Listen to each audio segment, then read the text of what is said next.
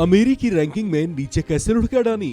कौन है Nathan Anderson जिसकी वजह से अडानी को 45,000 करोड़ का लगा झटका? बिजनेस की दुनिया में एक फौलादी चट्टान की कुवत रखने वाले अडानी समूह को एक ऐसे तूफान का सामना करना पड़ा है जिसने अमेरिकी रैंकिंग में दुनिया में तीसरा स्थान रखने वाले अडानी समूह के मालिक गौतम अडानी के इस रुतबे को ही हिलाकर रख दिया। इस बड़े झटके के बाद गौतम अडानी अमेरिकी रैंकिंग में चौथे पायदान पर लुढ़क गए हैं। उन्हें 45,000 करोड़ का झटका लगा है। ब्लूमबर्ग बिलियनियर्स इंडेक्स के मुताबिक अडानी की नेटवर्थ अब 113 अरब डॉलर रह गई है।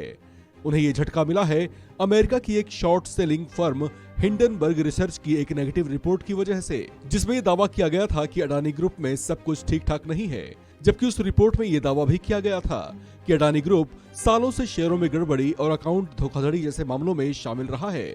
उसकी ऐसी रिसर्च रिपोर्ट आने के बाद अडानी ग्रुप में आस्था रखने वाले शेयर धारकों का विश्वास डगमगाया और अडानी ग्रुप को 45,000 करोड़ का झटका दे गया। हिंडनबर्ग रिसर्च वो संस्था है जिसकी स्थापना साल 2017 में नाथन एंडरसन ने की थी और जो अब तक दुनिया भर में कई कंपनियों का पर्दाफाश कर चुकी है। हालांकि अडानी ग्रुप ने हिंडनबर्ग रिसर्च की ऐसी रिपोर्ट को बेबुनियाद और गलत बताया है।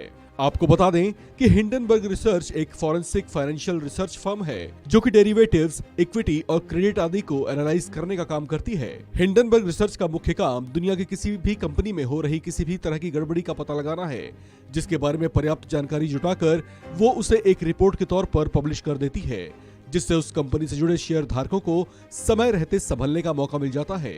इस कंपनी के वेबसाइट में कहा गया है कि उसकी नजर खास तौर से मैन मेड डिजास्टर्स पर रहती है। इस संस्था को चलाने वाले नाथन एंडरसन इसी वजह से बहुत कम समय में ही दुनिया में चर्चित हो गए थे।